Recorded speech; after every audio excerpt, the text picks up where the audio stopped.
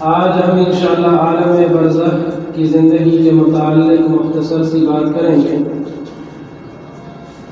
عالم برزخ، جب انسان کو موت آ جائے تو موت کے بعد انسان کی جو زندگی شروع ہو جاتی ہے اسے کہتے ہیں عالم برزخ۔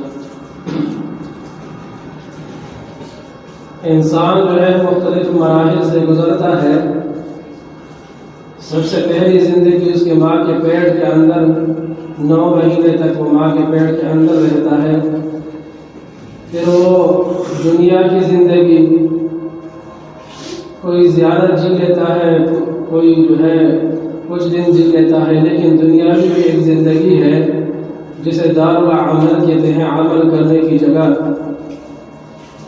اس کے بعد جو ہے جب انسان کو موت آ جائے تو اس کے بعد اس کی عالم برزخ والی زندگی شروع ہو جاتی ہے، جسے دار الجزا بھی کہتے ہیں، یعنی جو عمل اس نے دنیا میں کیا اس کا بدلہ اسے ملے گا وہاں، اور وہ قبر کی زندگی ہے۔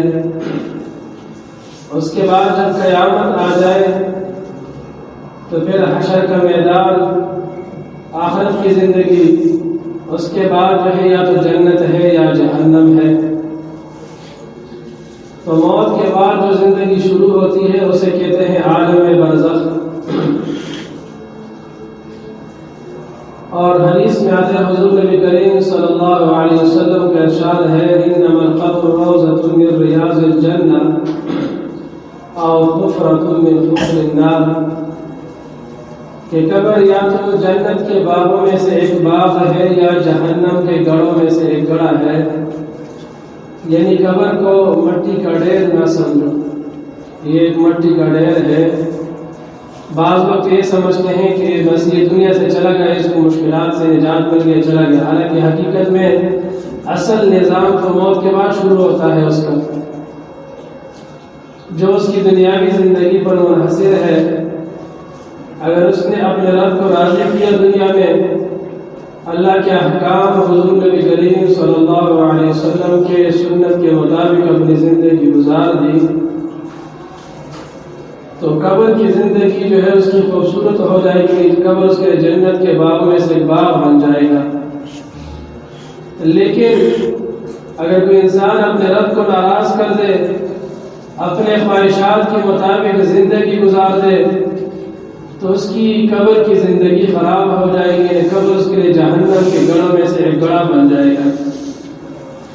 اس نے فرمایا، انما القبر روضۃ من ریاض الجنہ او حفرۃ من حفر النار، کہ قبر یا تو جنت کے باغوں میں سے ایک باغ ہے یا جہنم کے گڑھوں میں سے ایک گڑھا ہے۔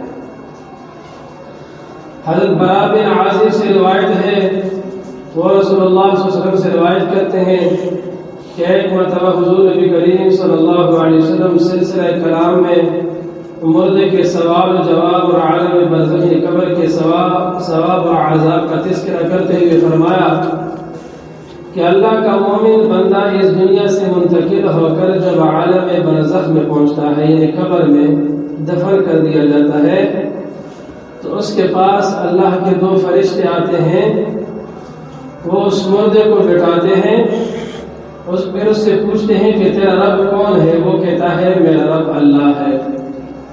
سچا مومن جو ہوتا ہے، جس نے اپنے رب کے احکام کے مطابق زندگی گزاری ہوگی، وہ کہے گا میرا رب اللہ ہے، خود بخود اس کی زبان سے جو ہے جواب جاری ہو جائیں گے، کوئی مشکل نہیں ہوگی اس کے لیے۔ پھر پوچھتے ہیں تیرا دین کیا ہے؟ وہ کہتا ہے میرا دین اسلام ہے۔ پھر پوچھتے ہیں یہ آدمی جو تمہارے درمیان نبی کی حیثیت سے کھڑا کیا گیا تھا، نہیں حضرت محمد مصطفیٰ صلی اللہ علیہ وسلم کے بارے میں اس سے پوچھتے ہیں تمہارا کیا خیال ہے؟ وہ کہتا ہے وہ اللہ کے سچے رسول ہے۔ پھر فرشتے اس سے پوچھتے ہیں کہ آپ کو یہ کیسے علم ہوا کہ وہ اللہ کے سچے رسول ہے؟ تو فرماتے ہیں کہ میں نے قرآن پڑھا، اور قرآن میں اللہ نے یہ بتایا ہے، لکھا ہے، سب کچھ جو ہے دین کے مطابق لکھا ہوا ہے، وہاں سے مجھے پتہ چلا کہ یہ ہمارے رسول ہے۔ پھر اللہ جل جلالہ قرآن میں ارشاد فرماتے ہیں کہ یثبت اللہ الذین آمنوا بالقول الثابت في الحیات الدنیا وفی الآخرہ۔ اللہ جل جلالہ ایمان والوں کو سچی پکی بات یعنی صحیح عقیدے اور صحیح جواب کی برکت سے ثابت قدم رکھے گا دنیا میں بھی اور آخرت میں۔ جو سچا مومن ہوگا اس کے لیے کوئی مشکل نہیں ہوگی قبر میں، اللہ اس کو ثابت قدم رکھے گا، اللہ جل جلالہ اس کی زبان سے جاری کر دے گا، وہ بولنا شروع کر دے گا کہ میرا رب کون ہے، میرا دین کیا ہے اور میرا نبی کون ہے۔ آگے فرما یعنی وہ گمراہی سے اور اس کے نتیجے میں آنے والے عذاب سے محفوظ رکھے جائیں گے سچے مومن کو۔ اس کے بعد حضور نبی کریم صلی اللہ علیہ وسلم نے فرمایا مومن بندہ فرشتوں کے جب سوالات کے جوابات دے دے گا تو ایک فرشتہ اعلان کرتا ہے آسمان سے، یعنی اللہ تعالیٰ کی طرف سے آسمان سے اعلان کرایا جاتا ہے کہ میرے بندے نے ٹھیک بات کہی ہے اور صحیح صحیح جوابات دیے، لہذا اس کے لیے جنت کا فرش بچھاؤ قبر میں اور جنت کا لباس اس کو پہناؤ اور جنت کی طرف سے ایک دروازہ اس کے لیے کھول دو قبر میں۔ وہ چنانچہ وہ دروازہ کھول دیا جاتا ہے اور اس سے جنت کی خوشگوار ہوائیں اور خوشبو آتی رہتی ہے اور جنت میں اس کے لیے منتہائی نظر تک کشادگی کر دی جاتی ہے۔ ان سارے پردے جو ہے اٹھا دیے جاتے ہیں کہ جہاں تک مردے کی نگاہ جائے وہ جنت کی بہار اور اس کے نظاروں سے لذت اور فرحت خوشی حاصل کرتا رہے۔ یہ صرف سچے مومن کے لیے، اس کے لیے بستر بچھایا جائے گا، جنت کا لباس پہنایا جائے گا، اس کے لیے کھڑکی کھول دی جائے گی اور قبر اتنی وسیع ہو جاتی ہے کہ جہاں تک مردے کی نظر جائے وہ ہر وقت جنت کا جو جنت میں جو اس کا ٹھکانہ ہے ہر وقت اس کو دیکھتا رہے گا اور اس کی لذتوں سے فائدہ حاصل کرے گا یہاں تک کہ قیامت قائم ہو جائے اور اسے قبر سے نکال کے جنت میں داخل کر دیا جائے۔ یعنی قبر میں بھی اس کو جنت کی جو لذت ہے وہ ملتی رہے مومن کو۔ یہ حال تو رسول اللہ صلی اللہ علیہ وسلم نے مرنے والے سچے اہل ایمان کا بیان فرمایا۔ اس کے بعد ایمان نہ لانے والے کافر کی موت کا ذکر آپ صلی اللہ علیہ وسلم نے کیا اور فرمایا یعنی جو لوگ ایمان نہیں لاتے بغیر ایمان کے چلے گئے، یا جو لوگ ایمان تو لائے ہیں لیکن اللہ کی نافرمانی کر کے اس دنیا سے چلے گئے اللہ کو ناراض کر کے، فرماتے مرنے کے بعد اس کی روح اس کی جسم میں لوٹائی جاتی ہے اور اس کے پاس دو فرشتے آتے ہیں، وہ اس کو بٹھاتے ہیں، اس سے بھی پوچھتے ہیں کہ تیرا رب کون ہے؟ وہ کہتا ہے ہائے ہائے میں کچھ نہیں جانتا، لا ادری میں تو کچھ نہیں جانتا۔ پھر فرشتے اس سے پوچھتے ہیں تیرا دین کیا ہے؟ وہ کہتا ہے ہائے ہائے میں تو کچھ نہیں جانتا۔ پھر فرشتے اس سے کہتے ہیں یہ آدمی جو تمہارے درمیان نبی کی حیثیت سے مبعوث ہوا تھا تمہارا اس کے بارے میں کیا خیال تھا؟ وہ پھر بھی یہی کہتا ہے لا ادری ہائے ہائے میں تو کچھ نہیں جانتا۔ سب کچھ بھول جائے گا،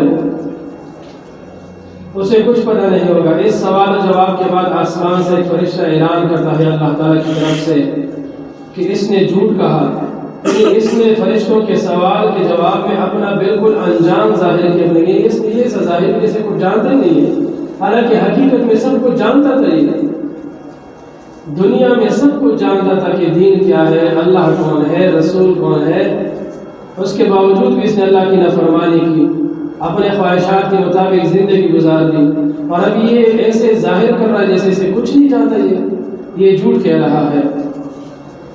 تو فرماتے ہیں اس کے بعد جو ہے اللہ کی طرف سے ایک فرشتہ اعلان کرے گا کہ اس کے لیے دوزخ کا فرش کرو، دوزخ کا جو بستر ہے اس کے لیے بچھاؤ، دوزخ کا اس کو لباس پہناؤ۔ اس کے لیے دوزخ کا ایک دروازہ کھول دیا جاتا ہے جہنم کا، چنانچہ یہ سب کچھ کر دیا جائے گا۔ رسول اللہ صلی اللہ علیہ وسلم فرماتے ہیں کہ جہنم کے اس دروازے سے اس کو برابر جہنم کی آگ کی گرمی اس کو محسوس ہوتی رہے گی، اس کا جسم اس سے جلتا رہے گا۔ اور فرماتے ہیں کہ قبر اس پر اتنی تنگ کر دی جائے گی کہ اس کی پسلیاں جو ہے آپس میں سے گھس جائیں گی اور قیامت تک وہ اسی قبر میں اسی طرح جلتا رہے گا، عذاب میں مبتلا رہے گا۔ اور ایک فرشتہ اس پر مسلط کیا جاتا ہے، وہ فرشتہ اندھا ہوگا، بہرا ہوگا، وہ سنے گا نہیں۔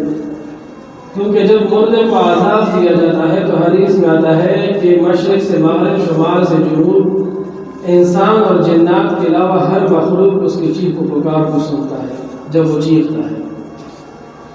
تو فرشتہ جو ہے اندھا ہوگا تاکہ اس کو رحم نہ آ جائے اس پر، اور بہرا بھی ہوگا، کچھ سنے گا نہیں چیخ و پکار کو تاکہ اس کو رحم نہ آ جائے اس مردے پر۔ اور فرماتے ہیں کہ جب وہ اس کو ایک ضرب لگائے گا فرشتہ، ایک مرتبہ اس کو مارے گا ہتھوڑے سے، تو اس کا جسم جو ہے ریت کے ذرے کی طرح بالکل ذرہ ذرہ ہو جائے گا، جسم اس کا ختم ہو جائے گا۔ بات یہاں ختم نہیں ہوئی کہ بس اس کو موت آ جائے گی دوبارہ، اس کا جسم دوبارہ بن جائے گا، پھر اس کو اسی طرح عذاب ہوگا، پھر جسم دوبارہ بنے گا، پھر عذاب ہوگا، اور قیامت تک اسی طرح سلسلہ چلتا رہے گا۔ جب قیامت قائم ہوگی اس کے بعد جو ہے سارے لوگ، جو سانس لینے والے انسان ہے یا کوئی بھی مخلوق ہے جو سانس لیتا ہے، سب جو ہے ہلاک ہو جائیں گے۔ اس کے بعد 40 سال بعد جب دوبارہ سور پھونکا جائے گا اور لوگ اپنے قبروں سے اٹھیں گے، اس کے بعد جو ہے قبر کی زندگی ختم ہو جائے گی، پھر حشر کا میدان ہوگا۔ لیکن یہاں بات ختم نہیں، اس کا عذاب ختم ہو جائے گا، پھر حشر کا میدان جو ہے قبر کے عذاب سے بھی زیادہ سخت مرحلہ ہوگا۔ 50,000 سال کا ایک دن ہوگا، ہر انسان اپنے گناہوں کے مطابق پسینے میں ڈوبا ہوگا، کوئی ٹخنوں تک، کوئی گھٹنوں تک، کوئی ناف تک، کوئی گردن تک۔ کچھ بد نصیب ایسے ہوں گے، اتنے گناہگار ہوں گے کہ اس کے جسم سے اتنا پسینہ نکلے گا کہ وہ پسینہ واپس اس کے منہ کے اندر جائے گا۔ پھر جب وہ نظام ختم ہو جائے گا آخرت کے حساب کتاب کا، پھر بھی جو ہے بات یہاں ختم نہیں ہوئی، پھر کچھ نصیب لوگ ایسے ہوں گے جسے جنت میں داخل کر دیا جائے گا، اور کچھ بد نصیب لوگ ایسے ہوں گے جنہیں جہنم میں داخل کر دیا جائے گا۔ پھر جہنم میں بھی وہ عذاب سے بچ نہیں پائے گا۔ جہنم کی زندگی پھر قبر کی زندگی سے اور حشر کے میدان کی جو زندگی ہے اس سے بھی زیادہ سخت مرحلہ ہے۔ فرماتے ہیں سب سے کم عذاب یہ ہوگا کہ کسی کو آگ کے جوتے پہنائے جائیں، ایک جہنمی کو آگ کے جوتے پہنائے جائیں گے، اور اس جوتوں کی وجہ سے وہ اتنے گرم ہوں گے کہ اس کے سر میں جو دماغ ہے وہ ایسا ابل رہا ہوگا جیسے ہانڈی ابلتی ہے، تو وہ سوچ رہا ہوگا کہ سب سے سخت عذاب مجھے ہو رہا ہے، لیکن حقیقت میں جہنم کا سب سے کم عذاب یہ ہوگا۔